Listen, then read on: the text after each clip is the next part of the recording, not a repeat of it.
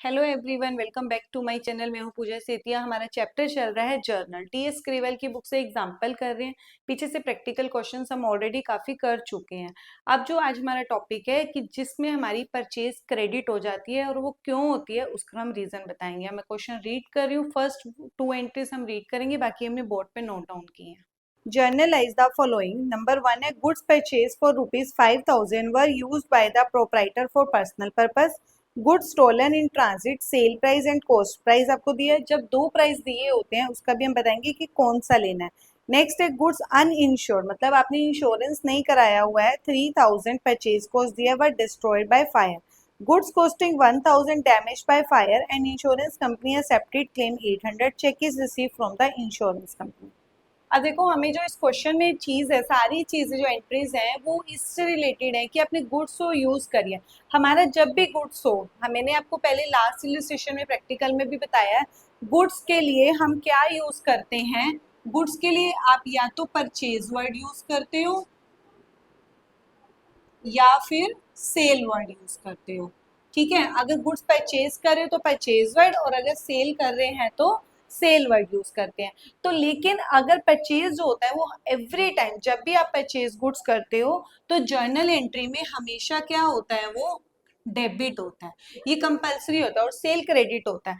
लेकिन अगर इनमें से ये केसेस मैंने नोट डाउन किए हैं गुड्स के लिए, अगर आप चैरिटी में देते हो, लॉस बाय थेफ्ट, रास्ते में कहीं पे चोरी हो जाती है, एक्सीडेंट हो जाता है, आग लग जाती है, या पर्सनल पर्पस, पर्सनल पर्पस मतलब ड्राइंग्स यूज होता है, और फ्री सैंपल, फ्री सैंपल के लिए एडवर्टाइजमेंट यूज होता है। एडवर्टाइजमेंट के लिए जब हम दे देते हैं फ्री सैंपल के लिए गुड्स, तो इन सब केसेस में से जब भी कोई केस आएगा और एक एंट्री जरूर आती है एग्जाम में, तो उस केस में जो भी परचेज होता है हमारा हमारा जो परचेज होगा वो क्या हो जाएगा, इस केस में, इन केसेस में क्रेडिट हो जाएगा। कंपल्सरी पॉइंट है, क्या हो जाएगा, क्रेडिट हो जाएगा। इनमें से कोई भी केस आएगा, और ये जितने भी केसेस हैं ये ऑल केसेस क्या हो जाएंगे, डेबिट हो जाएंगे। एक के आगे लिख रही हूँ, सबके आगे ऐसे डेबिट वर्ड यूज होगा। तो बस अब इसी के बेस पे हमारा क्वेश्चन है। सबसे पहले बोला है गुड्स परचेज 5,000 वर use personal use, personal use मतलब ड्रॉइंग्स। तो अब इनमें से भी कोई केस है तो वो क्या होगा, डेबिट होगा। तो हमारी एंट्री फर्स्ट क्या बन जाएगी, drawings, drawings account debit to purchase account. इस इन केसेस में हमारा परचेज क्या हो जाएगा, क्रेडिट हो जाएगा। कितने का, 5,000 का। मैं सिर्फ जर्नल एंट्री बता रही हूँ, नरेशन आप अपने आप लिख लेंगे। नरेशन आप लिख लेना, goods use for personal purpose. ये हमारी थी फर्स्ट एंट्री। नेक्स्ट एंट्री देखते हैं, गुड्स स्टॉलन, स्टॉलन मतलब चोरी हो गई। इन ट्रांजिट तो मतलब लॉस बाय थेफ्ट, इसके लिए कौन सा केस यूज होगा, लॉस बाय थेफ्ट के लिए। तो goods stolen in transit, sale price और कॉस्ट, हमारा जो कंजर्वेटिज्म या प्रूडेंस होता है, आपको क्या करना होता है कि जो आपका सेल प्राइस और cost price which ever is less, दोनों में से जो कम होता है हमें हमेशा वही वाला प्राइस लेना चाहिए। तो हम इस क्वेश्चन में कौन सा प्राइस लेंगे, 6,000 वाला। तो आप लिखेंगे क्या, लॉस बाय, अब इनमें से कोई भी केस है तो नेचुरली वो डेबिट होगा। तो आप क्या लिखेंगे, loss by theft, loss by theft account debit. और टू, हर केस में क्या होगा, परचेज क्या हो जाएगा, क्रेडिट हो जाएगा टू परचेज अकाउंट। कौन सा प्राइस लेंगे, 6,000, दोनों में से जो कम होगा। अब आप यहां पर भी नरेशन लिख लोगे, goods lost in transit. Next है गुड्स अनइंश्योर्ड, कि आपने इंश्योरेंस नहीं कराया था। देखो हम हमेशा ना अपनी लाइफ का, अपना जो है अपनी गुड्स का, अपनी एसेट का इंश्योरेंस करा के रखते हैं कि इन केस अगर कोई लॉस होता है तो हम इंश्योरेंस कंपनी से हमें क्या मिल जाए, क्लेम मिल जाए। अगर आपने इंश्योरेंस नहीं करा रखा तो सारा लॉस आप ही को बियर करना पड़ता है, और अगर क्लेम करा रखा है, इंश्योरेंस करा रखा है, तो हमें कुछ पैसा हमें मिल जाता है। Goods uninsured 3,000 destroy by fire, तो कौन सा केस आएगा, लॉस बाय फायर, तो ये डेबिट हो जाएगा। आप क्या करेंगे, loss by fire, loss by fire account, चाहे आपने इंश्योरेंस करा रखा है या फिर नहीं करा रखा, तो ये वाली एंट्री कंपलसरी होती है। इसमें इंश्योरेंस नहीं करा रखा था तो सिर्फ यही वाली एंट्री हो जाएगी, और हमें परचेज तो क्रेडिट ही करना है टू परचेज अकाउंट, कितना 3000, ये हमारी थर्ड एंट्री। अब इसमें भी आप नरेशन अपने आप लिख लेंगे, गुड्स लॉस बाय फायर।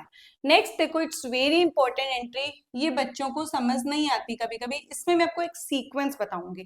इसमें क्या है कि goods costing 1000, damage by fire, fire लग गया तो लॉस बाय फायर का ही केस है, आग लग के 1000 की गुड्स का डैमेज हो गया। अब इंश्योरेंस कंपनी ने कितना क्लेम एक्सेप्ट करा, 800, और क्लेम आपको रिसीव भी हो गया। तो अब एक चीज बताओ कि जब आपको एक बार 1000 का हमें लॉस हुआ, उसमें से 800 तो हमें इंश्योरेंस कंपनी से मिल गए, तो हमें नेट एक्चुअल लॉस कितने का हुआ, सिर्फ 200 रुपीज का।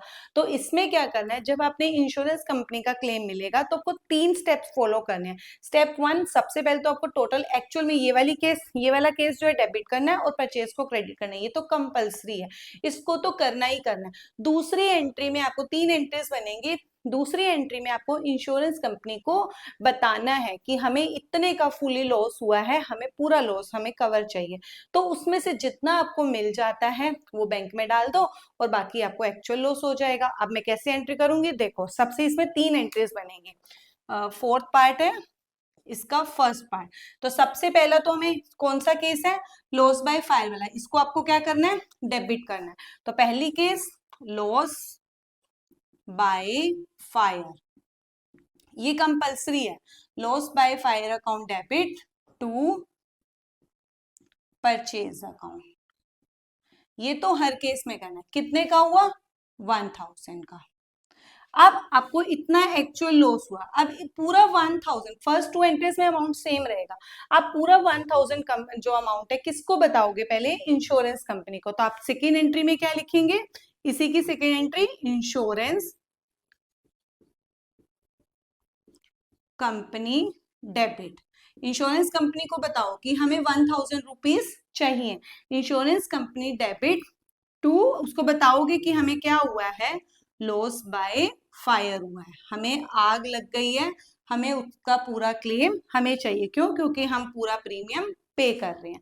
अब इसमें से 1000 में से जितना पैसा आ जाता है, कैश या बैंक का रूल क्या होता है, अगर पैसा आ रहा है तो जनरल एंट्री में डेबिट हो जाता है। अब वो हमेशा इंश्योरेंस कंपनी का जो क्लेम होता है इन हैंड नहीं मिलता, कैश में नहीं मिलता, बैंक में आता है। तो जितना पैसा आ गया तो उसको बैंक में डाल दो, बैंक अकाउंट डेबिट। कितना पैसा आ गया, 800।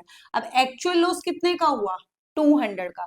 तो 200 का आप लॉस दिखा दोगे, वो हमेशा P&L में जाता है। कौन से अकाउंट में जाता है, प्रॉफिट एंड लॉस अकाउंट। हमेशा लॉस क्या होते हैं, डेबिट होते हैं। और क्रेडिट में क्या लिखेंगे, किससे पैसा आया, इंश्योरेंस कंपनी से।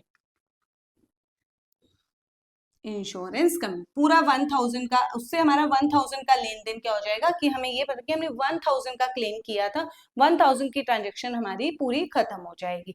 ये हमारी इसकी 3 एंट्री सीक्वेंस में बनेगी। पहले एक्चुअल एंट्री करो, कितने का लॉस हुआ, दूसरा इंश्योरेंस कंपनी को पूरे अमाउंट से बताओ, और तीसरा जितना मिल गया और जितना आपको नहीं मिला उसको लॉस में कवर अप कर दो। नेक्स्ट है गुड्स गिवन एज चैरिटी। तो कौन सा केस है, फर्स्ट केस चैरिटी।